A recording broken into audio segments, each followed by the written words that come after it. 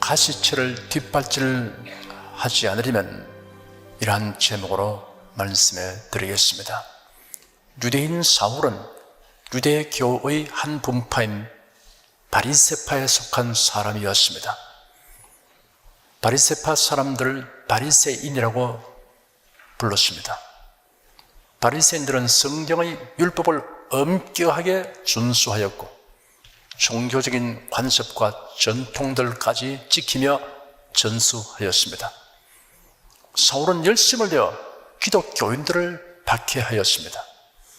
그런 기독교회를 완전히 파괴하려고 작심하였습니다. 초대 교회의 일꾼인 스데반을 종교재판에 회부하고 죽이는 일에 가담하였습니다. 예루살렘에 거주하는 기독교인들을 색출하여 감옥에 넘기는 일도 하였습니다. 기독교가 확산되는 것을 막기 위해 외국으로 도피한 기독교인들까지 체포하여 오려고 생각했습니다. 당시의 유대인들에게 최고의 중앙재판소로서의 권위를 지닌 기관은 산헤드린이었습니다. 사울은 산헤드린으로부터 체포영장을 받아서 다메섹을 향하여 갔습니다. 그곳에 있는 기독교인들을 결박하여 예루살렘으로 끌어다가 형벌받게 하려고 동행자들을 데리고 나섰습니다. 다메섹은 해발 671m의 높은 평지에 있는 세계에서 가장 오래된 유서 깊은 도시입니다. 1세기경에 이곳에는 약 30개가 넘는 유대인 회당이 있었고 4만 명 정도의 유대인이 정착해 있었습니다.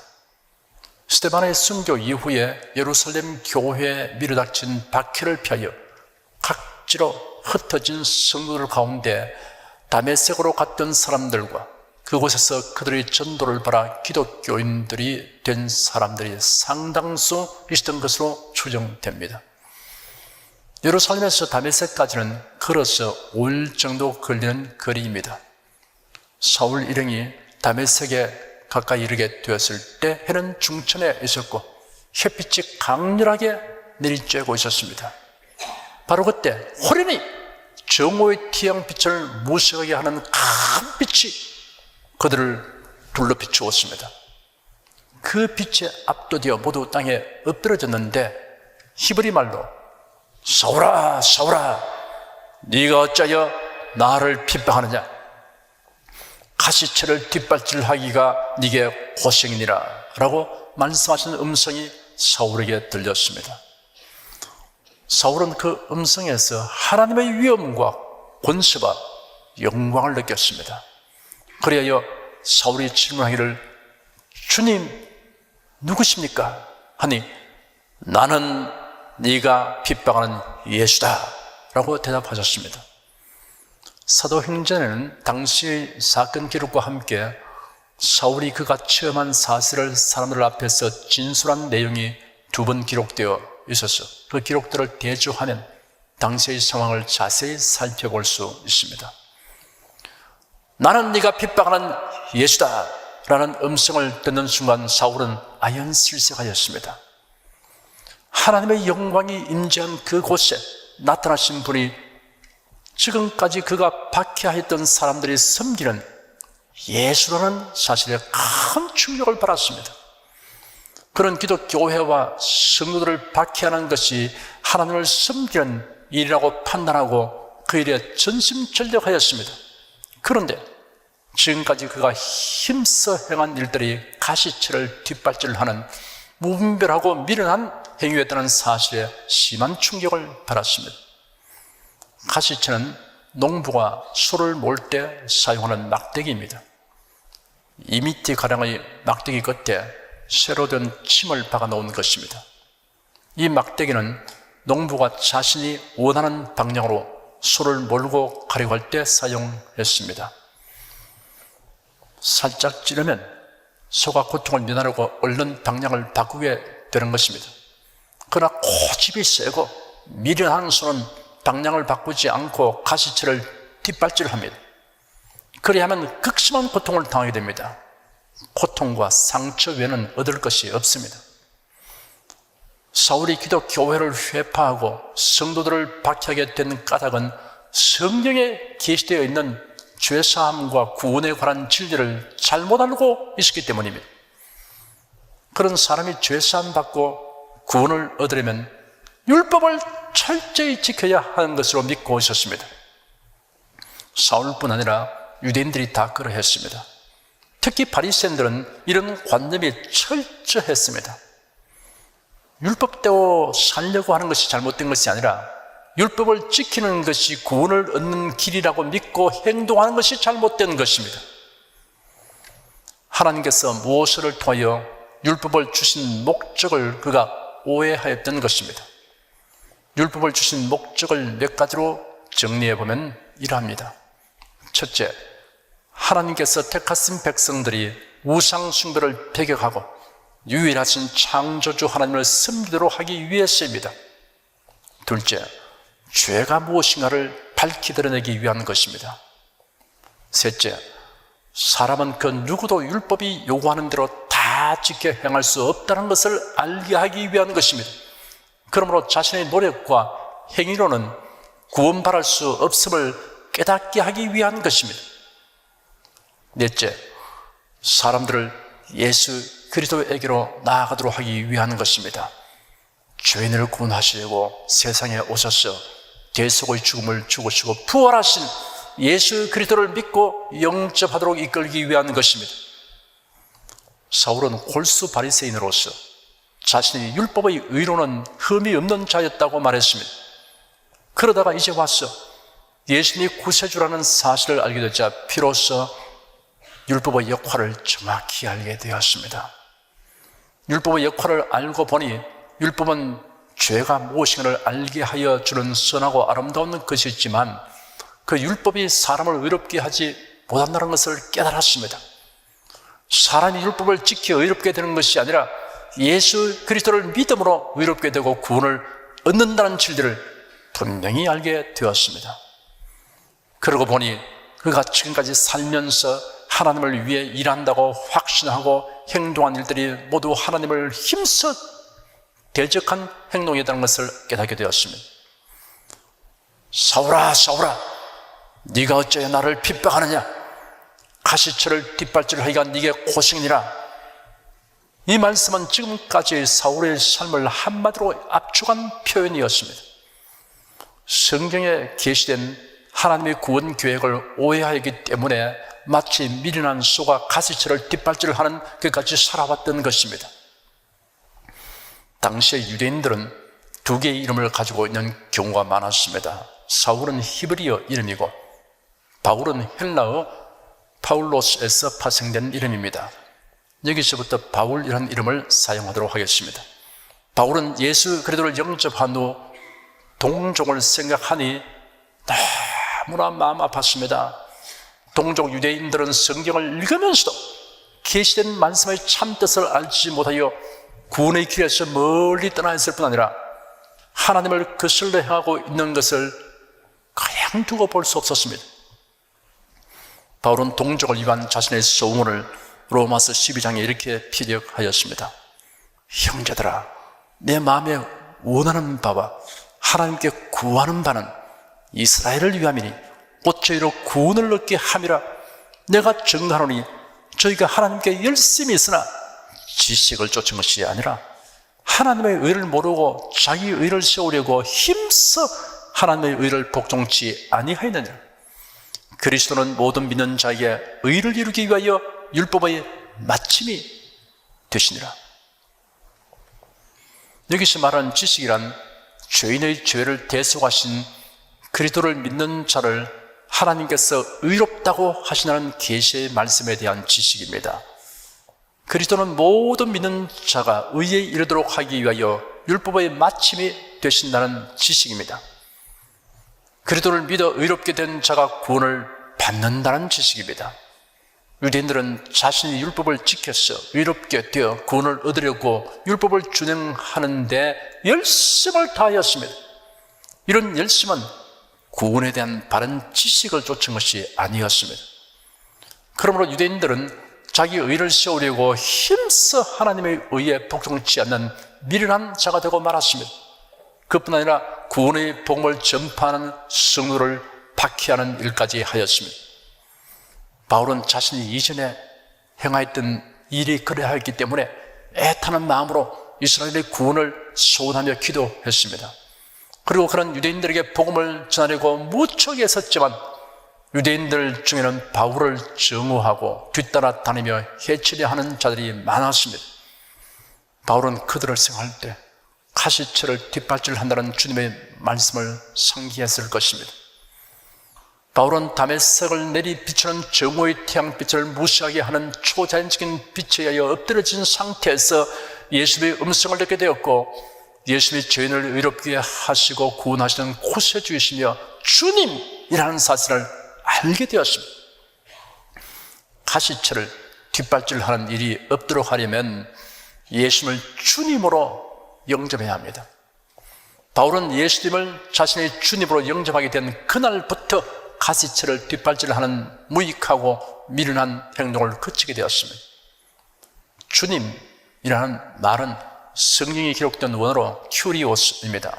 이 말은 구약 성경에서 하나님께 적용되었습니다. 절대 지존하신 하나님의 주권을 나타내는 말입니다. 신약 성경에서는 일반적으로 예수님께 사용되었습니다.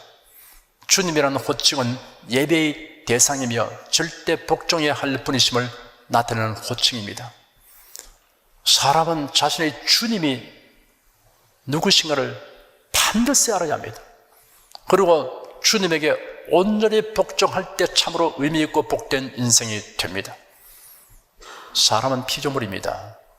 피조물은 독립하여 살아가지 못합니다.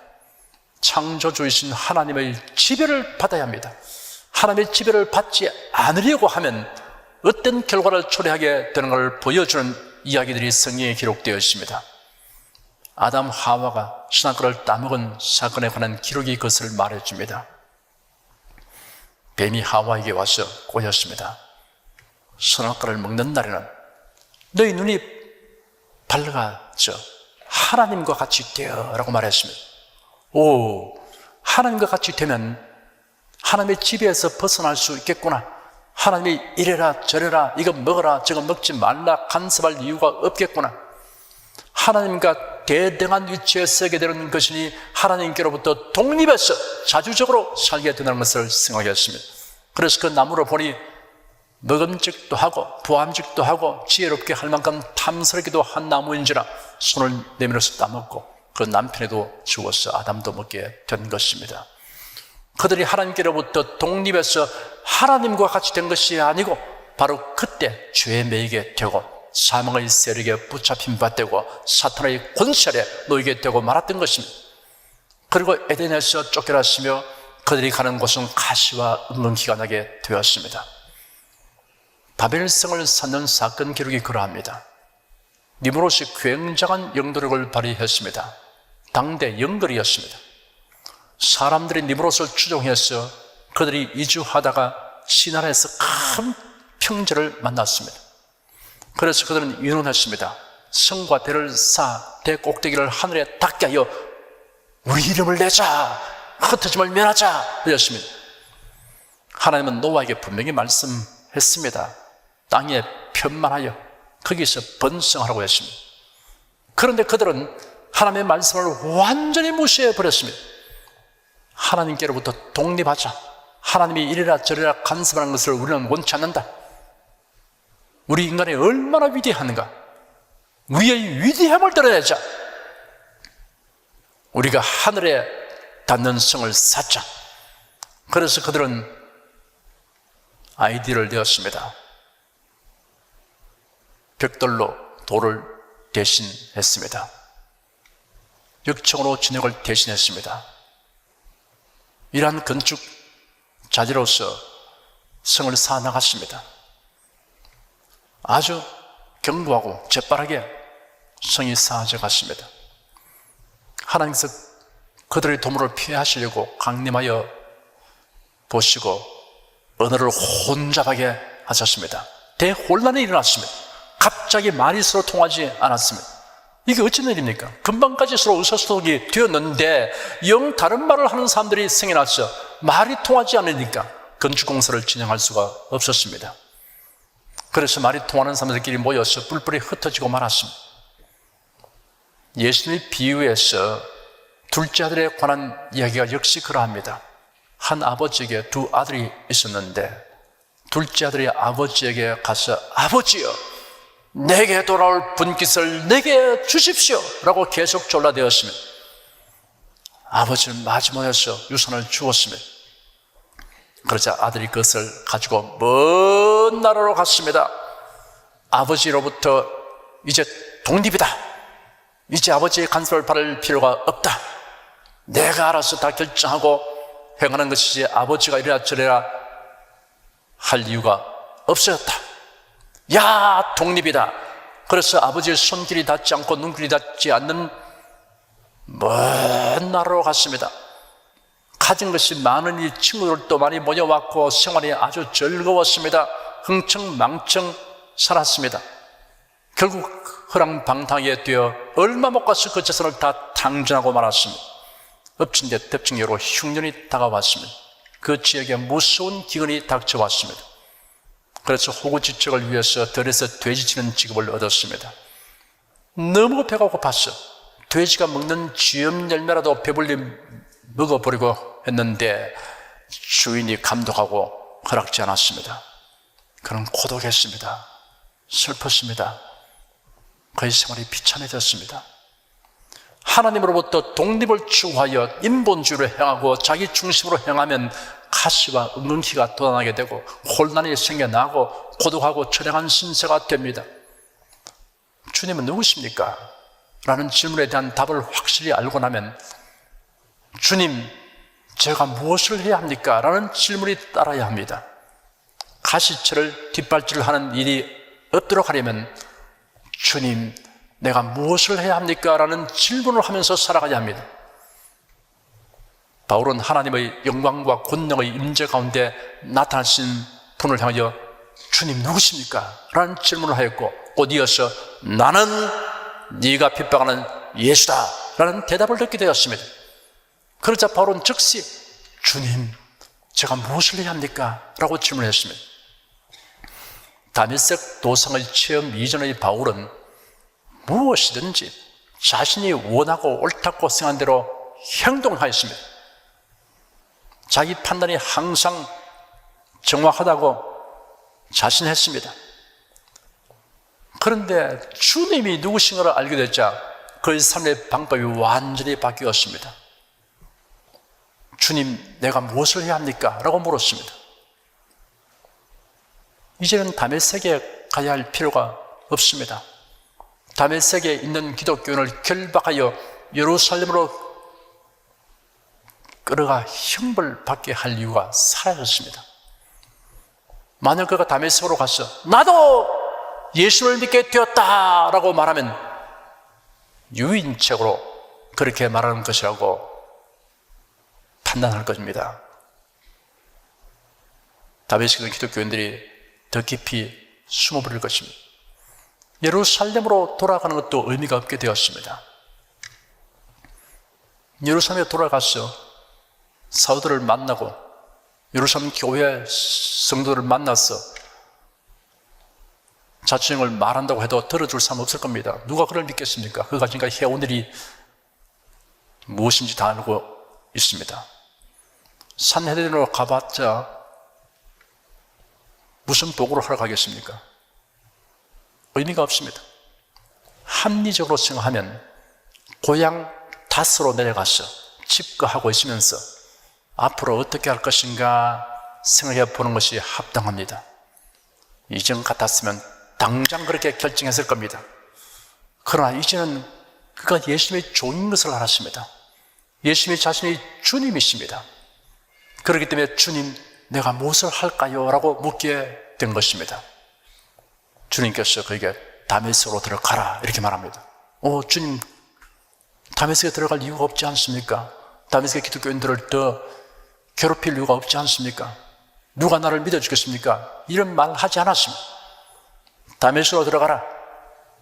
그 길로 다메섹에 들어갑니다. 그날부터 그는 일생 동안 주님 내가 무엇을 할까요? 하는 질문하면서 살았습니다. 예수님을 주님으로 섬기는 사람은 주님의 뜻을 묻게 됩니다. 주님의 뜻을 분별하고 노력하는 것이 정상입니다.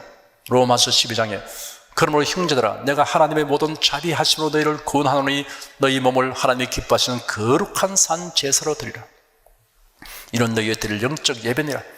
너희는 이 세대를 본받지 말고 오직 마음을 새롭게 함으로 변화를 바라 하나님을 선하시고 기뻐하시고 온전하신 뜻이 무엇인지 분별하도록 하라 하였습니다. 주님의 뜻을 알기 위하여 성경을 읽고 묵상해야 합니다. 예배 시에 설교에 귀를 기울여야 합니다. 비행기 조종사가 땅이나 혹은 하늘에 있는 다른 물체들과의 관계를 혼돈하는 현기증이 생기면 조종사는 방향 감각을 잃어버리게 됩니다. 비행 훈련 중에 조종사들에게 현기증의 위험을 계속해서 경고함에도 불구하고 매년 수십 대의 비행기 충돌이나 추락이 생기는 것은 아마도 현기증으로 일한 것 같다고 합니다.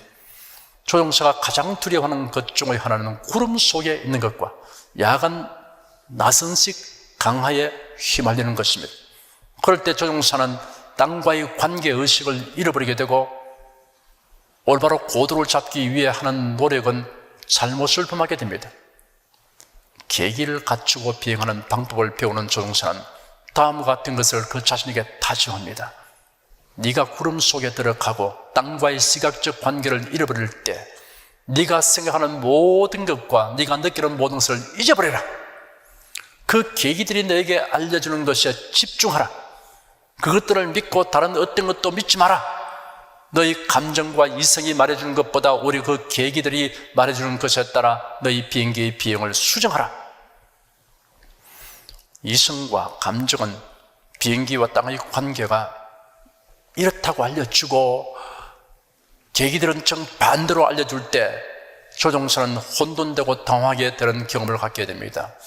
계기반이 말해주는 것에 호응해야 하고 고집스러운 감정들을 배척하도록 자신을 훈련시켜야 합니다.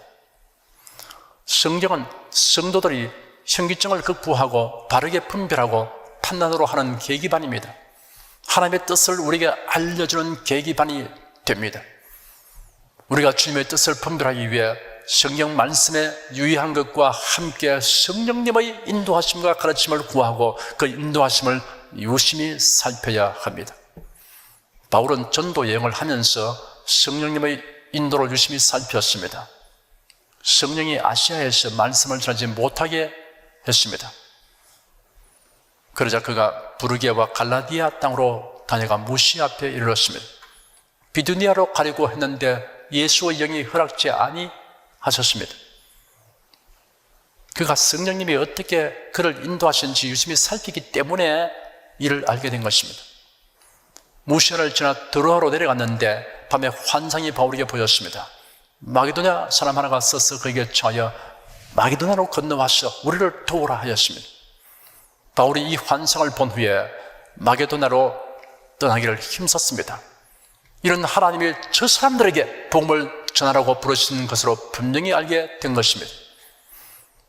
이처럼 그가 복음을 전파하는 일이 참 선한 일이고 어느 곳에 가서 누구를 만나 전해도 좋은 일이지만 그까지라도 성령님의 인도를 알기 위해서 예민하게 살폈다는 이야기입니다. 가시처를 뒷발질하는 일이 없도록 하려면 자기를 부인하고 자기 십자가를 지고 주님을 따라야 합니다. 예수께서 십자가를 지실 때가 가까이 왔을 때 앞으로 일어날 일을 제자들에게 예고했습니다. 자기가 예루살렘에 올라가 장로들과 대상들과 서기관들에게 많은 고난을 받고 죽임을 당하고 제3일에 살아내야 할 것을 제자들에게 비로소 가르쳤습니다. 그때 베드로가 예수님을 붙들고 만류했습니다. 주님 그리마옵소서. 이 일이 결코 주에게 이르지 아니하리이다. 예수께서 돌이키시며 베드로에게 이르시기를 사탄아 내 뒤로 물러가라. 너는 나를 넘어지게 하는 자로다. 네가 하나님의 일을 생각지 아니하고 도리어 사람의 일을 생각하는도다 하셨습니다. 예수께서 제자들에게 이르시기를 아무든지 나를 따라오려거든 자기를 부인하고 자기 십자가를 지고 나를 쫓을 것이냐 하셨습니다. 예수님이 예고하신 말씀이 자기 마음에 들지 않아도 아니요, 안 됩니다 하고 만류하는 일이 있어서는 안 됩니다. 아, 내 계획과 내 소원과 다르구나. 이걸 확인했으면 자기 의견, 자기 주장, 자기 욕심을 십자가에 못 박아야 합니다. 십자가는 사형틀입니다. 그러므로 자기 십자가를 지라는 것은 자기 고집, 자기 주장을 없애버리라는 것입니다. 내버리라는 것입니다. 그래서 자기를 부인하고 자기 십자가를 지라고 말씀하신 것입니다.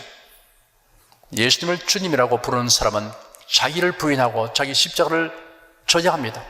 그리하야만 주님을 온전히 따를 수 있습니다.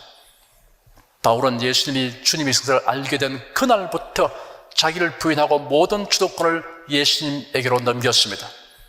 갈라디아서 2장 20절에 내가 그리스도와 함께 십자가에 못 박혀나니 그런즉 이제는 내가 사는 것이 아니요 오직 내 안에 그리스도께서 사신 것이라.